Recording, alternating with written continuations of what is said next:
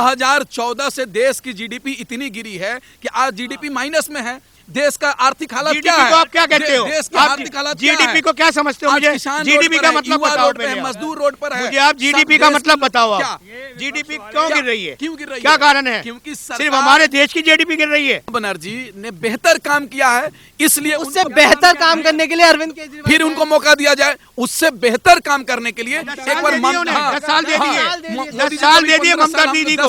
ममता दीदी को 10 साल दे दिए, लेकिन उसका शब्द ये की है, अमी भालो, मतलब वही भालो है, बाकी सब भालू हैं। योगी आदित्यनाथ जी जिस तरह आज यूपी में काम कर रहे हैं, आज सराहनीय हैं।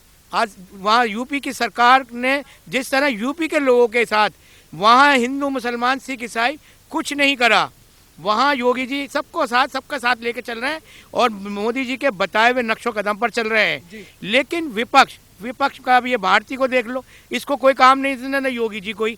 योगी जी भले ही यूपी के सीएम हैं, लेकिन मेरी नज़र में वो यूपी के प्रजापति हैं।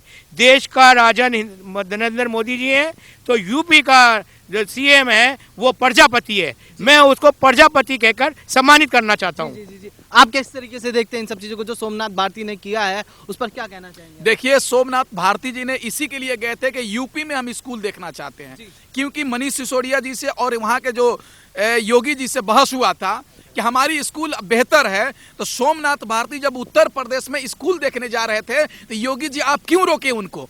आप कंपटीशन करते हैं कि दिल्ली में कैसा स्कूल है, यूपी में कैसा स्कूल है, बल्कि यूपी में एक जंगल राज कायम हो चुका है, क्योंकि जो हक की बात करेगा उसको जेल में डाल दिया जाएगा। जो गाली देकर थोड़ी बात करेगा, यूनिवर्सिटीज बनाएगा वो जेल में जाएगा। गाली तो बीजेपी के लोग दे रहे हैं।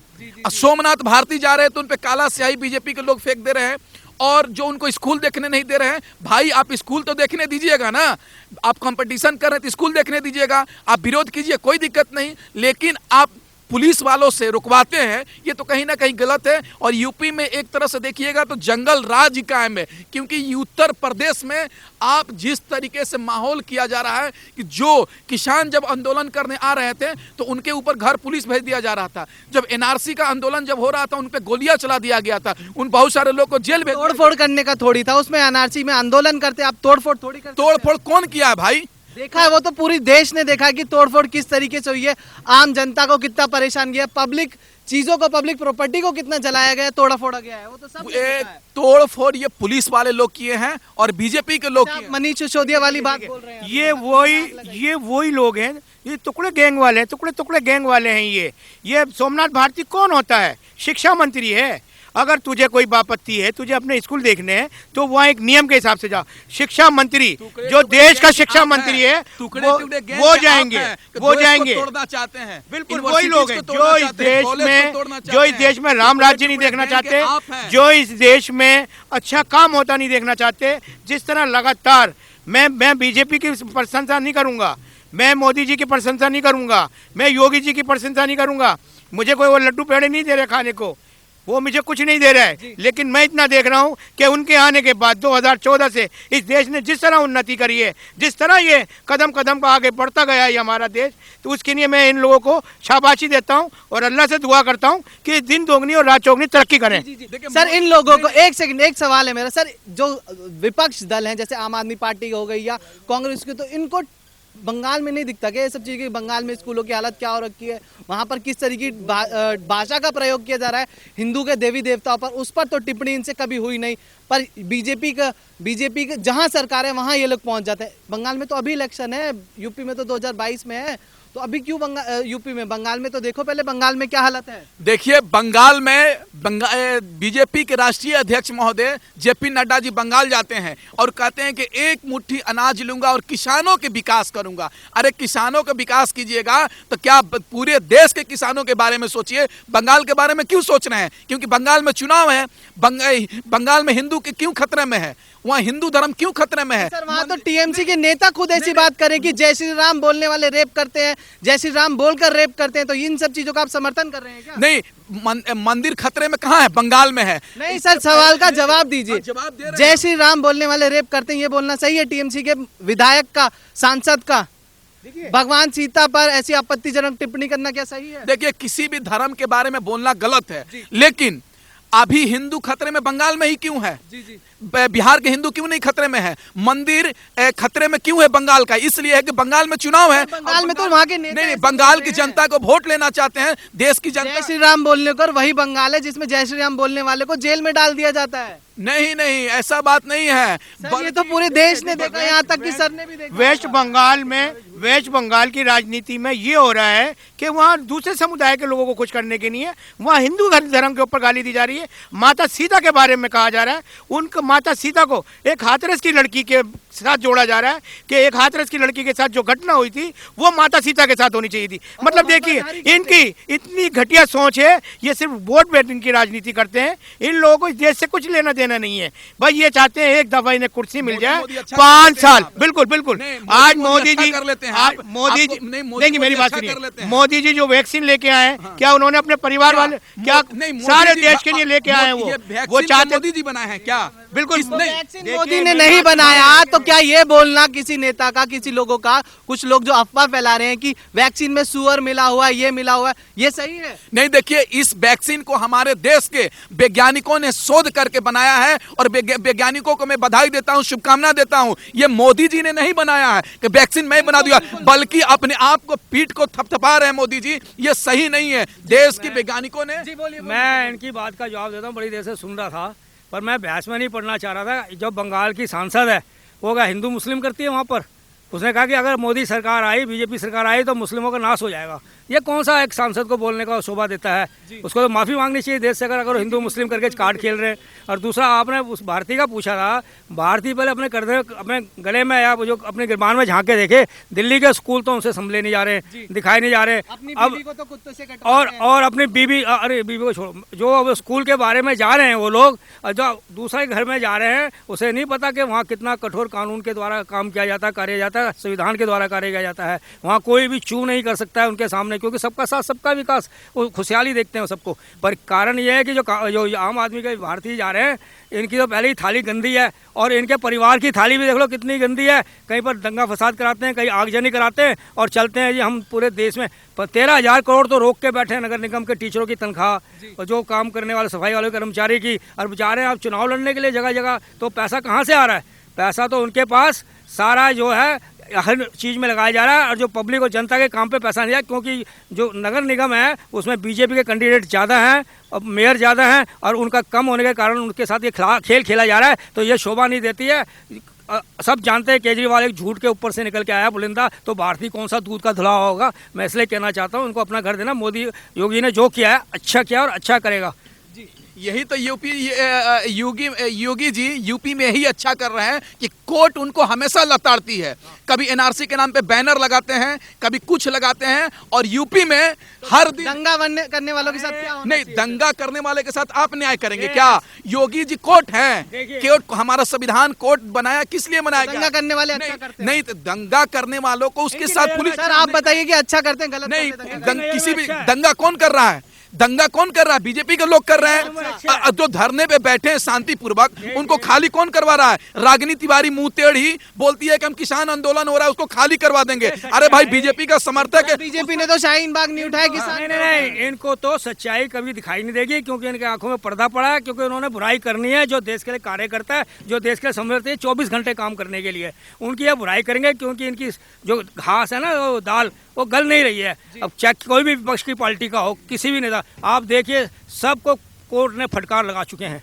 केजरीवाल को फटकार नहीं लगाई है, ममता को फटकार नहीं लगाई है, क्या अपना राहुल को फटकार नहीं लगाई है। ये फटकार खाने वाले लोग हैं। बीजेपी को फटकार लग जाए वो सब। हाँ, बीजेपी को एक फटकार लग जाए थोड़ी सी, वो भी गलती के कारण, उसके ऊपर ये सारा ढंडोरा पीटना शुरू कर देते हैं, पूरा उसका एक मेला बना देते हैं। तो ये गठबंधन ठगबंधन सबको पता है। तो मैं तो ये कहता हूँ, जो सरकार अच्छा काम करती है हम उसके समर्थन में हैं, और जो बिल्कुल काम नहीं करती गरीब लोगों के लिए, अब देखिए ना आपके सामने किसान का मुद्दे पे कोई नहीं। केजरीवाल हैं जो कहते थे कि लालू घोटाला करता है, ममता ने ये किया वो किया, और खुद जाकर उन्हीं के साथ स्टेज पर खड़े होकर हाथ में हाथ डालकर हाथ दिखाते हैं कि हाँ साथ में है, गठबंधन दिखाते हैं, महागठबंधन। बिल्कुल सही कह रहे हैं आप। ये जब ये इकट्ठे होते हैं गठबंधन दिखाते हैं, कहते हैं वाह इनसे बढ़िया कोई है नहीं, अब तो ये जीत के आएंगे। और अब भी देखिए बंगाल में क्या हो रहा है, वो अपना आपका एक चीज और है कि मैं आपसे जानना चाहूंगा सर, क्या आम आदमी पार्टी को या विपक्ष को सिर्फ बीजेपी के कार्यकाल में जहां बीजेपी का राज है वहीं तानाशाही नजर आती है और कहीं तानाशाही नहीं हो रही है? क्या महाराष्ट्र में तानाशाही नहीं हुई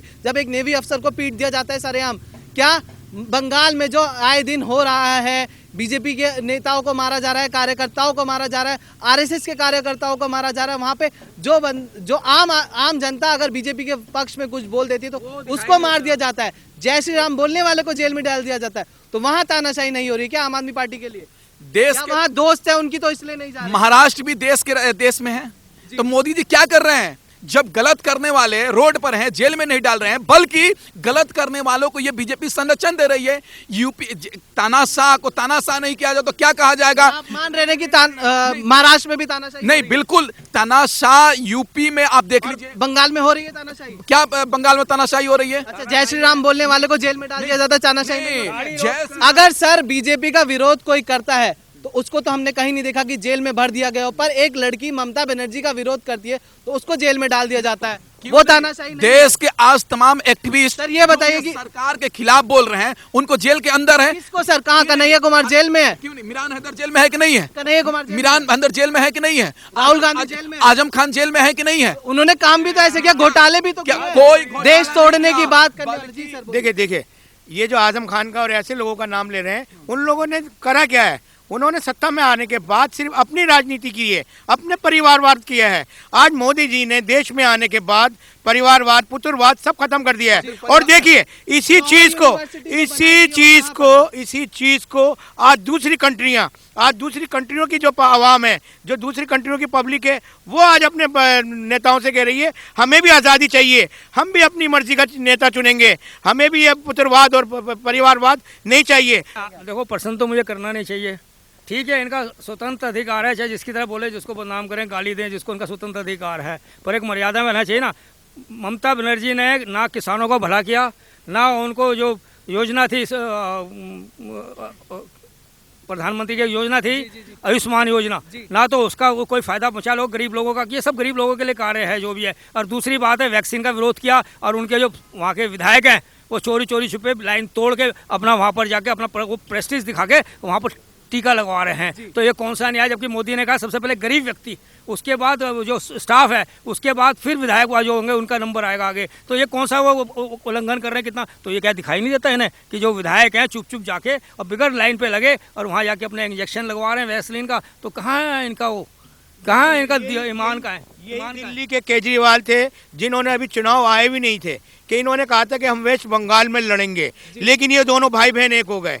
इन्होंने कहा कि अगर केजरीवाल ने कि अगर मैं वहाँ चुनाव लड़ता हूँ तो मेरी बहन को ममता दीदी को जो है वो बहुत फर्क पड़ेगा और उसका वोट कटेगा, इसलिए उसने जो है वहाँ केजरीवाल जी ने वहाँ वेस्ट बंगाल में इलेक्शन लड़ने से क्लियर मना कर दिया कि मैं वेस्ट बंगाल में नहीं लड़ूंगा, क्योंकि वेस्ट बंगाल में लड़ूंगा तो सीधा फायदा जो है वो दूसरे लोगों को होगा। इसलिए केजरीवाल जी ने हाथ खड़े कर दिए और वेस्ट बंगाल में लड़ने से साफ मना कर दिया। उनकी पॉलिसी लेकर इस देश में अगर कोई चला है तो ये टुकड़े गैंग वाले चले हैं। अब ये कह रहे हैं, भाई कह रहा है कि वहाँ महागठबंधन, वहाँ महागठबंधन नहीं बन रहा है, वो वहाँ गुंडों का बंधन बनने जा रहा है।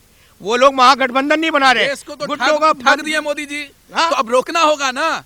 मोदी जी ने देश को तो ठग दिया। मोदी नहीं ठगा, कांग्रेस कहाँ ले गया? 2014 से देश की जीडीपी इतनी गिरी है कि आज जीडीपी माइनस में है। देश का आर्थिक हालत क्या है? को आप क्या कहते हो? देश की आप आर्थिक हालत क्या है? जीडीपी को क्या समझते हो? मुझे जीडीपी का मतलब बताओ पहले। मजदूर रोड पर है। मुझे आप जीडीपी का मतलब बताओ। आप जीडीपी क्यों गिर रही है? क्यों गिर रही है? क्या कारण है? क्योंकि सिर्फ हमारे देश की जीडीपी गिर रही है? आप पूरे देशों की गिरी हुई है सर इस वक्त। आज अमेरिका क्या सर सब देशों की, अमेरिका भी गिरी हुई है सर। आप अपने देश जीडीपी ने अमेरिका को भी सोचने पर मजबूर कर दिया है, रशिया को भी कर दिया है। आप हमारी चाइना से कीजिए, अमेरिका से कीजिए। आप सर जीडीपी तो सभी की गिरी हुई है सर, जीडीपी तो इस वक्त सभी की गिरी हुई है सर। इस चीज का जवाब दीजिए, जीडीपी तो इस वक्त सबकी गिरी हुई है। क्या चाइना जैसा देश की वजह से सारे देश डगमगाए हुए हैं, उनकी जीडीपी डाउन चल रही है, फिर भी भारत उनसे अच्छा है, संभला हुआ है। आज सारे विदेश फॉरेन कंट्री में जितने भी है सब इस मोदी सरकार की, भारत की तारीफ कर रहे हैं। पहले सर एक चीज मैं जानना चाहूंगा, एक सवाल सर, क्या अरविंद केजरीवाल बंगाल के लोगों का भला करने क्यों नहीं जा रहे? अगर वो इतना सोचते हैं तो बंगाल के लोगों तो और हालत खराब हो रखी है वहां पे। तो वहाँ पे तो उस हिसाब से कुछ है ही नहीं। ममता बनर्जी ने बेहतर काम किया है, इसलिए उससे उनको बेहतर काम करने के लिए अरविंद केजरीवाल फिर उनको मौका दिया जाए, उससे बेहतर काम करने के लिए एक बार 10 साल दे दिए, मोदी 10 जी साल को दे दिए 15 ममता साल, दीदी 10 को, साल दिए हम लोगों ने। ममता दीदी को 10 साल दे दिए, लेकिन उसका वो शब्द ये की है, अमी भालो, अमी भालो, मतलब वही भालो है, बाकी सब भालू है। नहीं, तो देश की जनता तो देख ही रही है देश की ना। जनता क्या देख देश रही की है? जनता तो देख ही रही आज है मोदी कि जी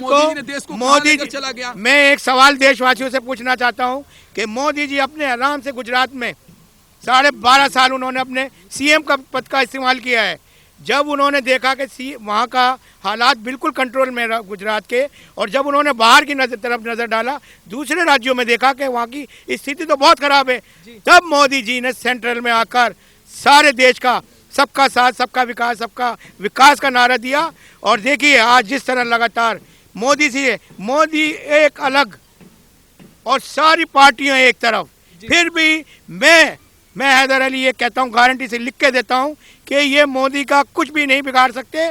कितने धरने कर लो, कितने प्रदर्शन कर लो, कितने किसानों को बिठा लो, कितने फौजियों को गालियां दिलवा लो, लेकिन ये सरकार जो है ये अटल थी, अटल है, अटल रहेगी।